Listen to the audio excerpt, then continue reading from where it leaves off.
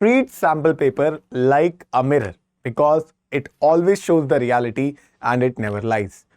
Hello everyone, I'm Rahul Gujral. Welcome back to another video where we are analyzing the CBSE sample paper, and today we have gathered here to discuss the economics sample paper for this year, right? So why sir sample paper is important? So that is a very basic question, and it is not important because it will tell you what will come in the exam. It will help you to know what are the varieties or what are the types of questions that could be asked, right? That can be asked in your exam. So we have to be ready. जैसे कि हमारे paper में assertion reasons भी होंगे, हमारे paper में statement based question भी होंगे, तो we will get to know that हमें इन types of questions की practice करनी है. ऐसे क्वेश्चन घुमा के आया जा सकता है. So that is how it helps you a lot, right? So first thing is that how to get to the sample paper, how to download the sample paper, right? So first you have to go to your browser, right? You have to search here, right? So you have to write CBSE economics sample paper 25-26. You can see the CBSE academic website is opening. So sample question paper. So you got the sample paper, right? And second screen is all the sample question paper and marking scheme. मैंने आपको बताया था business studies वाली video में भी. You can download any subject sample paper and marking scheme. So we needed economics. So we went to the economics sample question paper. And if you come back, right? तो अगर आप यहाँ पे देखोगे, so there's a marking scheme as well, that किस basis पे किस question को marks मिलेंगे. So everything is written here. Okay. And let me tell you, marking scheme becomes even more important because marking scheme is the criteria through which the examiner checks your sheet. You know that. According to the marking scheme, the examiner has to check. Examiner अपने हिसाब से check नहीं करेगा. Examiner always have a marking scheme when they are checking your papers. Yes or no? पता है ना आपको? तो ऐसे check होता है exam. So that's why marking scheme तो और ज़्यादा ही important है, इसलिए वो भी open करके रखेंगे. ठीक है? So today, let me tell you first, this video is divided into two parts. So in this video number 1, we will discuss all the MCQs. In the second part, we will discuss all the written based, यानी कि subjective and objective video में हमने divide किया है. आज सारे ही objective questions करेंगे, multiple choice questions, right? Now the first thing when we start any paper is the instructions. So we know sir हमने बहुत mock test करे हैं, सर हमें बहुत आता है, but please एक बार instruction पढ़ लो, please, pretty please. So this question paper contains 2 sections. Now economics के पेपर में हमें पता है हमारा syllabus macro economics and Indian economic development. 20 MCQs है. Now कुछ MCQs हमारे इंडियन इकोनॉमिक में होंगे और कुछ MCQs हमारे मैक्रो में होंगे, तो हम दोनों को MCQs को आज कवर करेंगे. This paper contains 4 short answer type questions of 3 marks each to be answered in 60 to 80 words. यानी कि जो आपका 3 मार्क का क्वेश्चन है, आपको 60 to 80 वर्ड्स आपकी वर्ड लिमिट है. सर अगर 57 लिख दिए तो कोई दिक्कत नहीं है, सर 85 लिख दिए तो कोई दिक्कत नहीं है, बट 40 वर्ड्स लिख के मत आना और 120 वर्ड्स मत लिख के आना. 2 लेस और 2 मोर नहीं करना है. ठीक है? This paper contains 6 short answer type questions of 4 marks each, यानी कि 6 into 4 24 मार्क्स, 80 to 100 वर्ड्स लिखने हैं उसमें, and 4 long answer type questions of 6 marks to be answered in 100 to 150 words. ठीक है? इंस्ट्रक्शंस पढ़ ली. So now let us start with the MCQs. That is let us begin with the question number 1. ठीक है?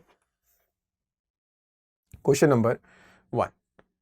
तो अब question पढ़ने से पहले ही हमें ये पता चला कि एमसीक्यूज में ग्राफ वाला क्वेश्चन भी आ सकता है.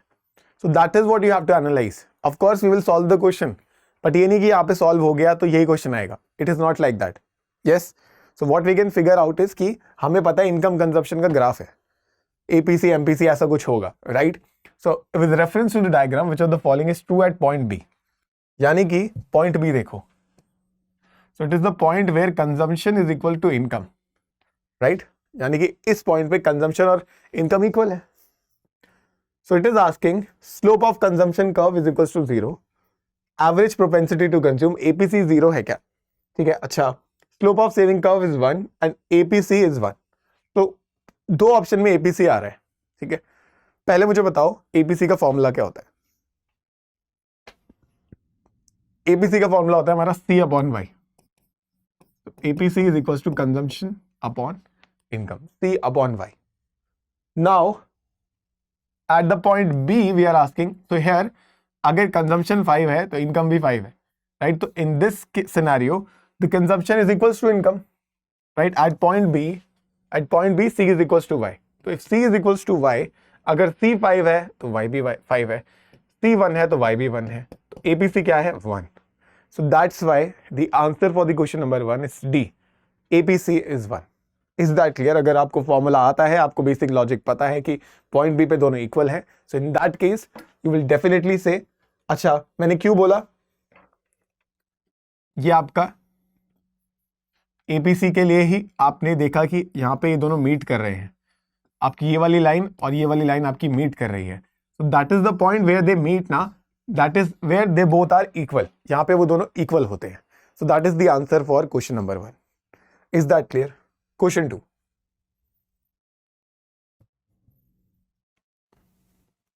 real GDP is estimated to attain a level of rupees 173.82 lakh crore.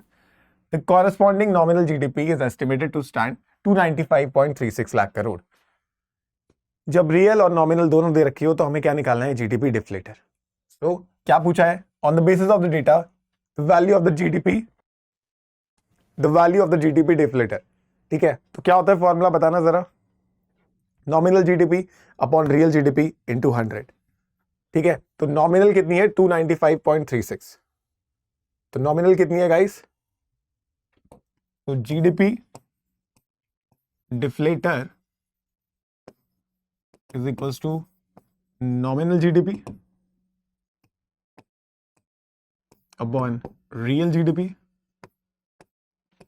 Into 100, ठीक है। Now that is the formula. Nominal कितना है 295.36 अपॉन रियल कितना है guys, real is 173.82 multiply by 100. So when you will solve this and you will see the options, the answer will be 169.92. तो बस formula याद रखना था हमें 169.92. So GDP deflator is 169.92. So you can see, do we have any option? Yes, we have 169.92. Option number C is the correct answer for question number 2. Question number 3. Question number 3, money is non-perishable and is acceptable to anyone at any point of time. Identify the function of money indicated in the aforesaid statement.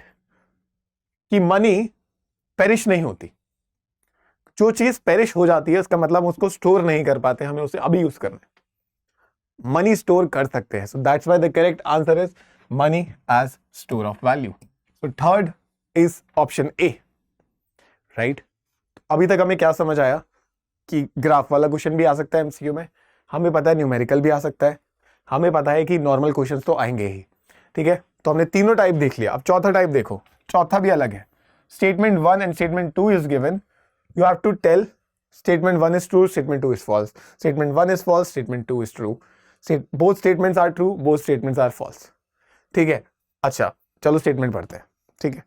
Now, statement 1 is devaluation of currency is said to occur when the exchange rate is decreased under the fixed exchange rate system.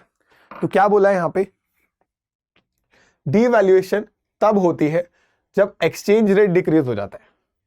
तो आप बोलोगे हाँ sir, fall in the value of rupee वही तो है। That is how they twist the question. They are saying exchange rate decrease. अच्छा मुझे बताओ, अगर for example, just a second.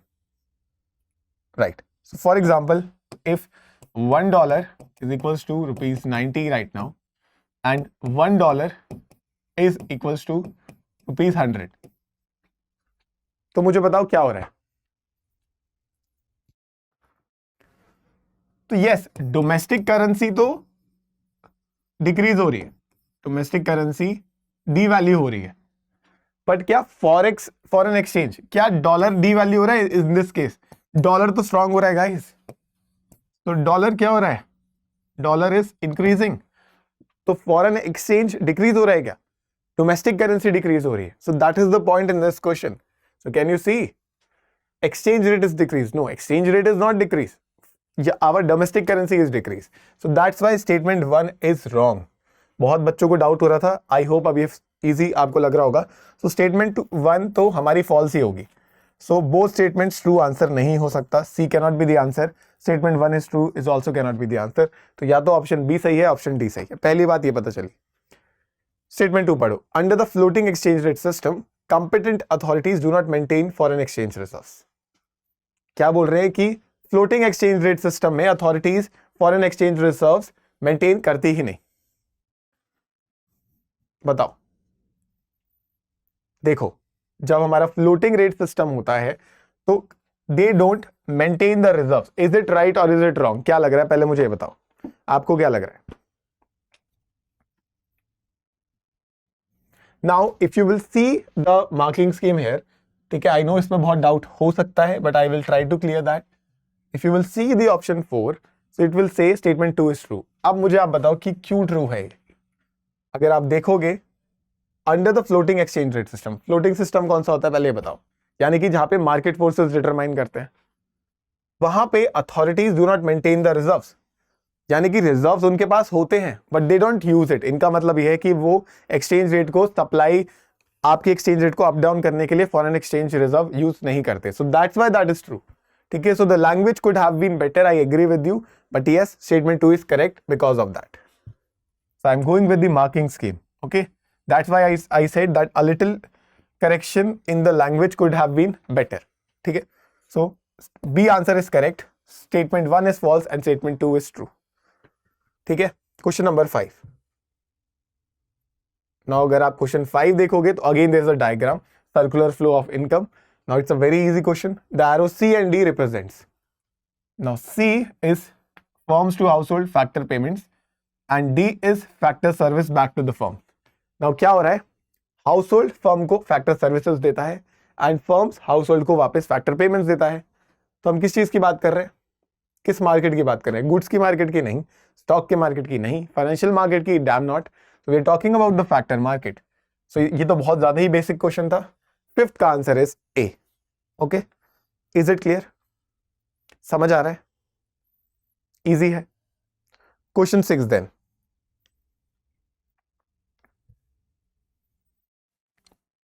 Deflationary gap refers to the gap by which dash falls short of the aggregate demand requires to establish full employment equilibrium. बताओ जरा, deflationary gap कब आता है? Deflationary gap होता क्या है guys? By which dash falls short of the aggregate demand. Ex ante aggregate demand, ex post aggregate demand, ex ante aggregate supply या ex post aggregate supply. पहले मुझे डिफ्लेशनरी गैप की डेफिनेशन बता दो, वहीं पे क्लियर हो जाएगा ये. What is the definition of the deflationary gap?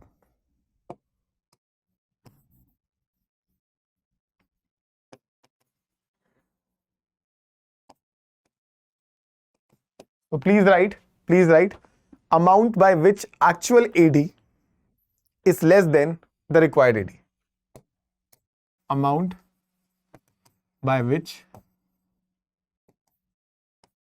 actual AD is less than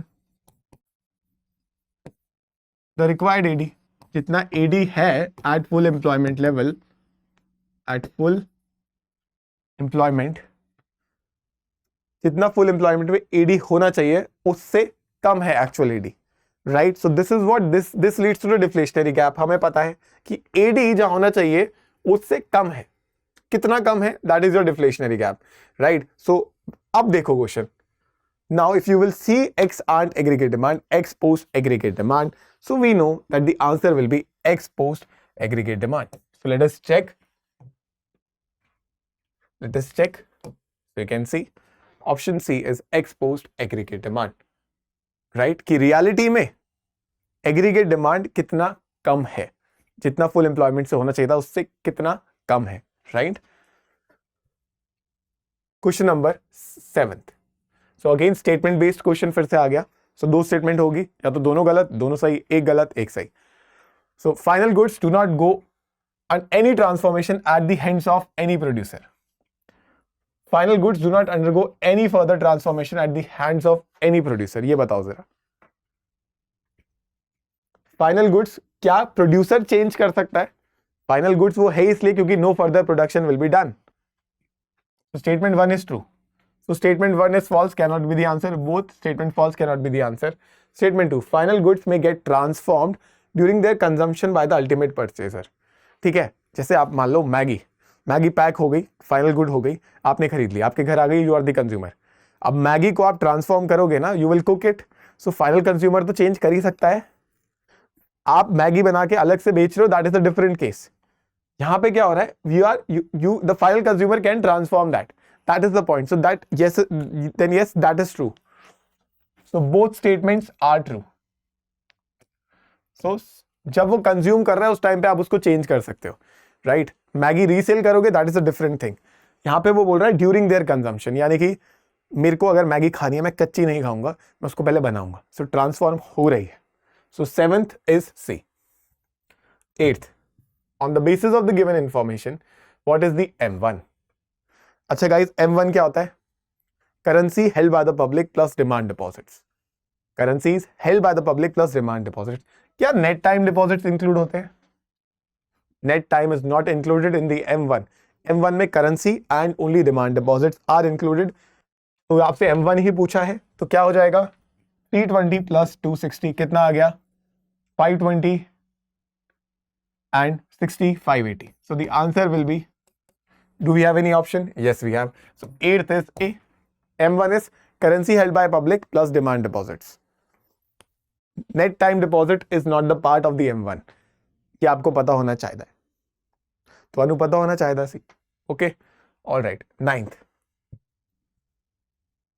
assertion reason आ गया जी। तो assertion reason में क्या होता है? Again two statements are there, but you have to check is the reason correct for the assertion. That is the main crux of this. Now, external assistance is recorded in the current account of the BOP. Okay, you are taking external assistance. It means you are taking loan from any foreign government or foreign bank, right? Or any international institution.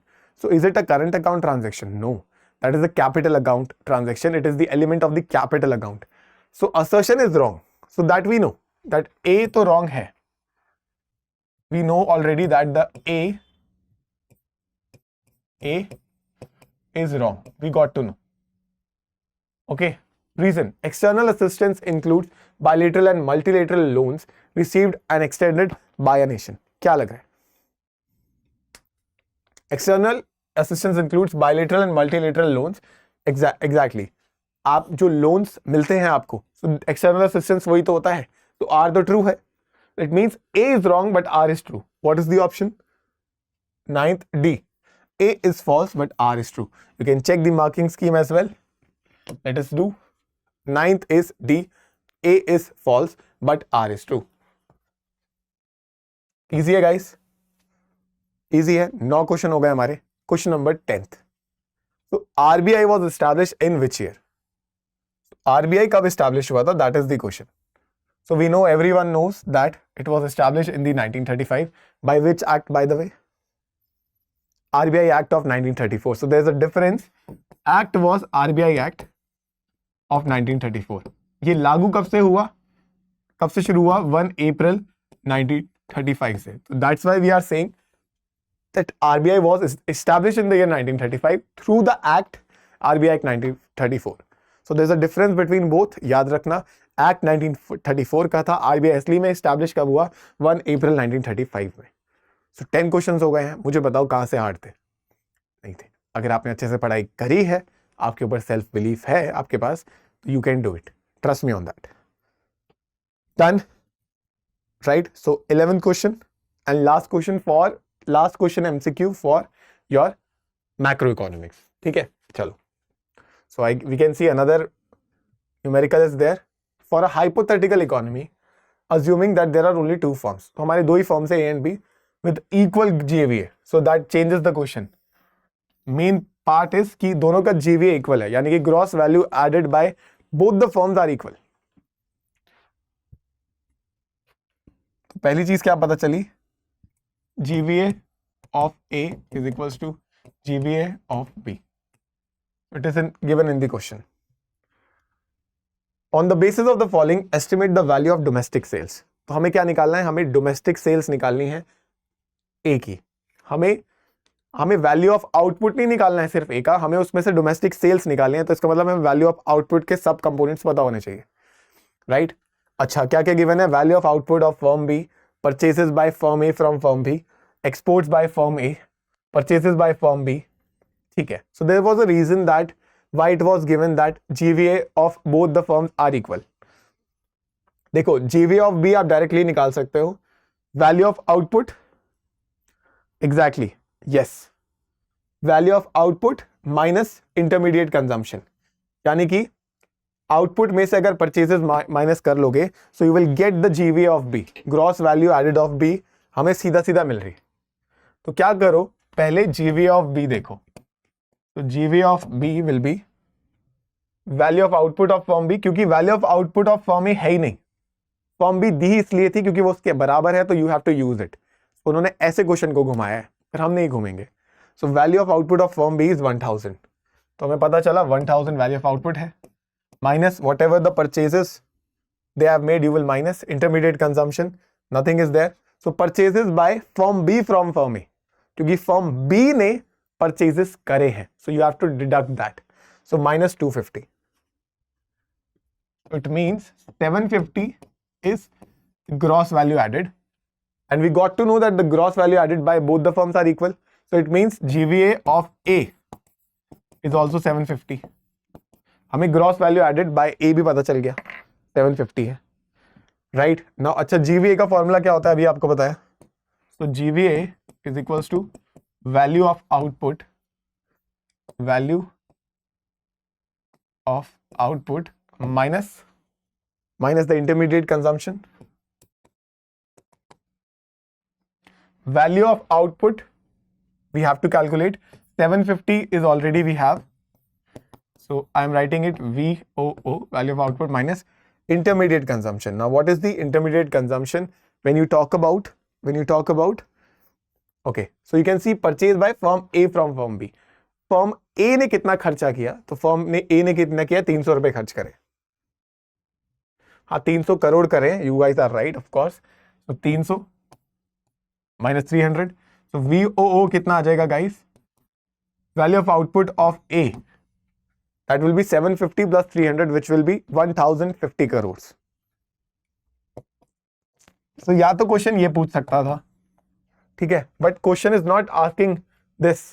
The question is asking you, of course, okay, this is not an MCQ guys, but still 3 marks था, but हमने flow में कर दिया, कोई बात नहीं, it's okay. तो अगर आप देखोगे, अब हमने कर दिया तो let it be. अगर आप देखोगे domestic sales of the firm, अगर आप बात करोगे domestic sales of the firm की, तो आपको पता है क्या फॉर्मूला होता है. 1 सेकेंड दीजिए, ठीक है. मुझे बताओ, इतना समझ आया नहीं? इतना समझ आया सबको? Domestic sales plus export plus change in stock, VOO is equals to domestic sales plus whatever exports you have done plus change in stock. ये हमारा प्रॉपर फॉर्मूला होता है.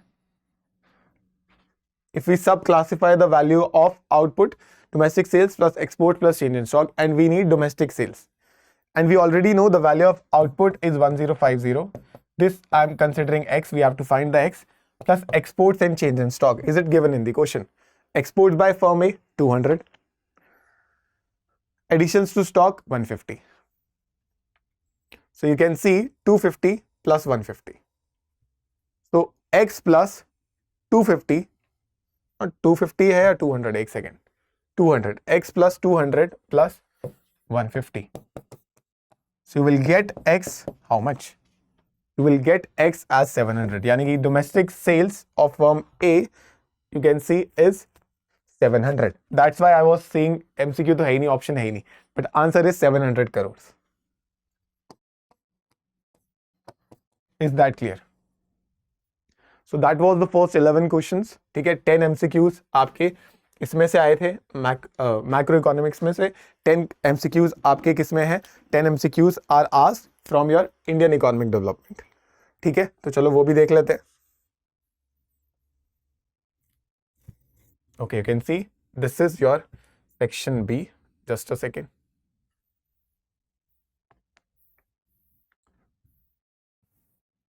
So you can see section B. So question number 18th.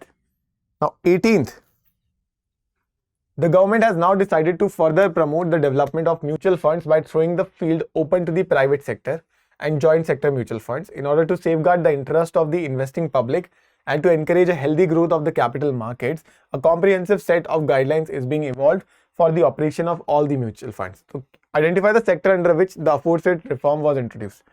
किस sector में mutual funds है guys? Of course we are talking about the financial sector. So question number 18 answer is B. Direct question था, कुछ hard नहीं था। Question number 19, dash maintained a monopoly control over India's exports and imports while the rest was allowed with few other countries. ठीक है, ठीक है।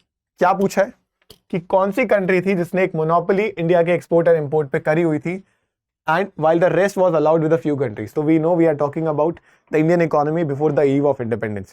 तो अभी मॉडर्न टाइम का मत सोचने लग जाना, चाइना मत कर देना। सो यू कैन सी, आपको ऑप्शन से समझना है कि हम कब की बात कर रहे हैं। सीलॉन, श्रीलंका को तब सीलॉन बोलते थे ना, ईरान को पर्शिया बोलते थे, तो खुद ग्रास्प करो ऑप्शन से।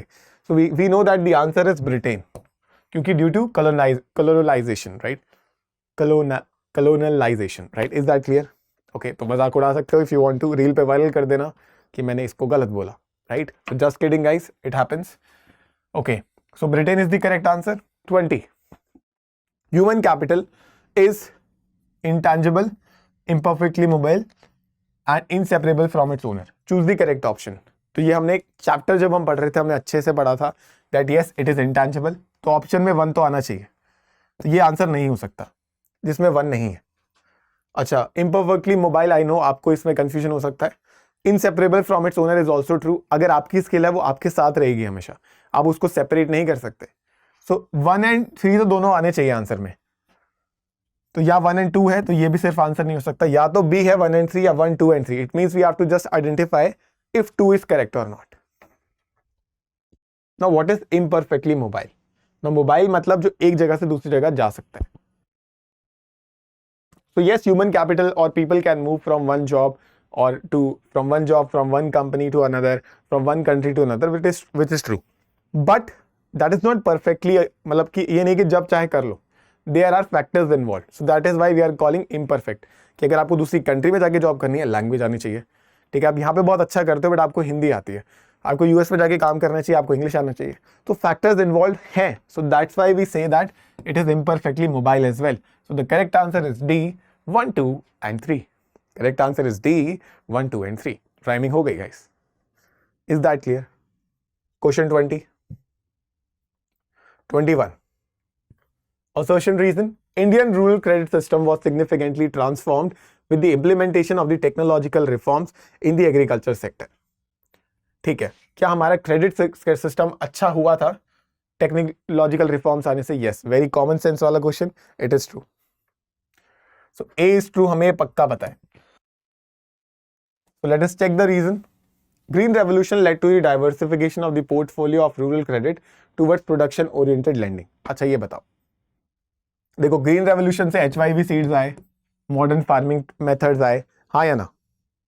टेक इंक्रीज हो रहा है सब कुछ, तो क्या डिमांड फॉर लोन इंक्रीज नहीं होगी? So it led to the diversification of the portfolio of rural credit, which is true. So both A and R are true, यानी कि A and R are true and R is the correct explanation of A. But yes, we can check from the marking scheme as well. Question number 21. You can see A is the right answer. ठीक है, clear है? Question 22. Owing to the efforts of Dash, the Indian government initiated modernization of informal sector enterprises. किसके effort से Indian government ने informal sector के लिए भी modernisation करना शुरू करा? इनफॉर्मल सेक्टर यानी we are talking about the labours, right, जिस यानी कि जो रिकॉग्नाइज लेबर नहीं है, गिग वर्कर्स की बात कर रहे हैं। तो ये स्टैंडर्ड कौन सेट करता है, बिना देखे बताओ? ILO यानी कि international labour organisation. They set the benchmark for workers working conditions, their skill development, their protection, right? So that's why the correct answer will be very straightforward. That is your ILO, B. Yes or no? 23rd. Read the following text carefully. All economic activities can be classified into 8 different industrial divisions. For simplicity, all the working persons engaged in divisions can be clubbed into 3 major sectors. हमें पता है 3 sectors होते हैं, primary, secondary and tertiary. In the light of the given primary includes. अच्छा, तो इन 8 में से primary का पार्ट कौन कौन है ये पूछा है. देखो यहां लिखा है एग्रीकल्चर, तो yes of course agriculture is a part of primary, तो 1 should be there in the answer. So C can not be the answer and D can not be the answer. पहले पता चल गया. तो ए या बी में से आंसर है माइनिंग. एग्जैक्टली, तो माइनिंग भी तो एक्सट्रैक्ट कर रहे हो आप रिसोर्सेस, सो माइनिंग भी पार्ट होगा. सो 1 and 2 is the right answer, और कोई ऑप्शन ही नहीं है. तो 1 and 2 is the right answer. 24. The population explosion and the advent of industrial revolution led to the what? Very interesting question. The population explosion यानी India में population explosion भी हुआ और industrial revolution भी हो गया. तो इससे हुआ क्या होगा? Decrease in demand for environmental resources. नहीं, जब इंडस्ट्रियलाइजेशन हुआ तो इन्वायरमेंटल रिसोर्सेज और यूज होंगे और पॉपुलेशन भी बढ़ी तो और यूज होंगे. Decrease in the average temperature. नहीं, इंक्रीज हुआ था अर्थ का एवरेज टेम्परेचर क्योंकि इन्वायरमेंट में प्रॉब्लम आ गई थी, global warming. Increase in the environmental quality, definitely not. तो अब ये 3 को हटा दो ना तो भी पता चल गया फर्स्ट आंसर है. But sir what is this? Reversal of supply demand relationship. Now पहले सप्लाई थी इन्वायरमेंट के रिसोर्सेज की बहुत ज्यादा, पॉपुलेशन कम थी, ठीक है. अब पॉपुलेशन बढ़ गई, लोगों की डिमांड भी बहुत ज्यादा बढ़ गई, सप्लाई उतनी ही है. तो क्या हुआ? Reversal of supply demand relation. So that is the main point. मजा आया? क्लियर हुआ? Good. Okay, 25. From the set of the given, ठीक है, मैच द फॉलोइंग है, डायरेक्टली हमें पता है. हमें पूछा है कि चूज द करेक्ट पेयर, यानी कि इन चारों में से एक ही पेयर करेक्ट है. ठीक है, चलो. Animal husbandry and stability income, fisheries, mix crop. अच्छा, horticulture, India is the second largest producer. तो yes, this is correct. Horticulture में India is the second largest producer, ये हमने एनसीईआरटी के फैक्ट में पढ़ा था. This is true. So C का 2 will be the right answer. Now C3 is the right answer, right, कि C is correctly paired. Yes और नो? नाउ यहां पे कम्स द फैक्ट्स, इसलिए हमें फैक्ट्स भी ढंग से पढ़ने हैं. ठीक है, next 2 more questions I guess. 26, 27. Yes, 26 and 27. So 26, second last question. It is the measure being taken to create orderly and transparent marketing condition. ठीक है. अच्छा, आपको मार्केटिंग को ट्रांसपेरेंट और कंडीशन सही करनी है तो आप क्या करोगे? MSP दोगे? नहीं. इंफ्रास्ट्रक्चर डेवलप करोगे? नहीं. कोऑपरेटिव करोगे? नहीं. तो you will regulate the market. ये तो कॉमन सेंस वाला था guys, seriously. This is something I don't have to explain. Yes. Last question then. I hope everybody is ready. Statement 1, GLF यानी कि चाइना में जो कैंपेन हुआ था, met with many problems like exactly. बहुत सारी प्रॉब्लम्स हो गई थी GLF में. माओ जेडोंग के टाइम पे ड्रॉट आ गई थी, कन्फ्लिक्ट हो गई थी यूएसएसआर से. तब रशिया बोलते थे, मतलब तब यूएसएसआर होता था, रशिया नहीं था. ठीक है, again 1 error. Statement 2, under agricultural reforms. तो मतलब स्टेटमेंट 1 तो करेक्ट है, तो स्टेटमेंट 1 फॉल्स नहीं हो सकती, बोथ फॉल्स नहीं हो सकती. सेकंड, अब देखो, under agricultural reforms commune lands were allocated to individual households for ownership who were allowed to keep all post tax income. अब यहाँ पे क्या होगा? बच्चे कहेंगे सही है सर, उनको पोस्ट टैक्स इनकम अलाउ करी तो थी. यहीं पे गलत करके आओगे. सही बोल रहे हो, पोस्ट टैक्स इनकम दी थी बट ओनरशिप नहीं दी थी, यूसेज दिया था कि यूज करो, ओनरशिप नहीं है. That makes it wrong. So statement 1 is true, statement 2 is false. Is that clear, guys? So these were the 20 MCQs plus एक क्वेश्चन और कर दिया हमने. It is okay. All right. तो कुछ और चीजें जो मैं आपको बताना चाहता हूँ, right? The main thing I always say is read the options very carefully. So many MCQs have very close option. APC, MPC जैसे हमने पढ़ा था, APC 0, APC 1, right? Students must underline the keywords. जब आपके पास पेपर मिल रहा है उस word को अंडरलाइन करो कि क्या पूछ रहा है वो. फाइनल इंटरमीडिएट पूछ रहा है, फैक्टर ट्रांसफर पूछ रहा है, ऑटोनोमस अकोमोडेटिंग पूछ रहा है, तो आपको याद रखनी है चीज. ठीक है. So the first point is read the question, read the options very carefully. Second, for assertion reason question, check if both statements are independently true. क्या दोनों स्टेटमेंट इंडिपेंडेंटली ट्रू है? फिर चेक करो कि क्या रीजन एक्सप्लेन कर रहा है असर्शन को. गैस नहीं मारने, तुक्के नहीं मारने. Assertion reason is logical based. ठीक है. That's why they are asking that. रट्टा से असर्शन रीजन पे काम नहीं चलेगा. What else? Understand the definition of definitions conceptually. Definition को रट्टा नहीं मारना, कंसेप्चुअली उसको समझना है. ठीक है. जैसे आप मनी की डेफिनेशन पढ़ते हो, medium of exchange, measure of value, तो उसका मतलब भी हमें पता होना चाहिए. राइट. डिफ्लेशनरी गैप का मतलब अभी हमने देखा. राइट. तभी वो क्वेश्चन हो पाया. Types of reforms, students must write simple, accurate, text book align definitions. ठीक है. बहुत बेसिक चीजें बता रहा हूं, पर आप लोग ये गलती करते हो. नाउ फॉर IED यानी कि for Indian economic development, stick to factual clarity, not stories. खुद की कहानियां मत बनाना. ठीक है. कि ब्रिटिशर्स बहुत गंदे थे, उन्होंने ऐसा कर दिया, वैसा कर दिया. पर थोड़ा बहुत लिखना चाहिए. For to start the answer, to end the answer, you can write like that, but your main answer should consist of the factual clarity. Right. Use examples only when needed. आपको आंसर थोड़ा बढ़ाना है, कर लो use, but इसका मतलब नहीं है स्टोरियां ही लिख दी सारी. That is not the right approach. And one more thing that I want to tell you that don't write long explanations in your answers. अगर आप irrelevant कंटेंट लिखोगे तो एग्जामिनर इरिटेट होगा. They can deduct the marks. They give marks for accuracy, your structuring, your brevity and not for long essays. आप ऐसे मत लिख के आना, इंग्लिश का पेपर नहीं है. Right. So that's why all these points are very important. I really hope all the MCQs plus one extra question that we did is clear. In the next part, we will discuss the rest of the paper, right? So you guys keep on studying like this. ऐसे ही बढ़ते रहो, आगे बढ़ते रहो. Self belief, self confidence, दोनों करते रहो. I am Rahul Gujral. Will meet you in the part 2. So till then, bye bye. Jai Hind and take care.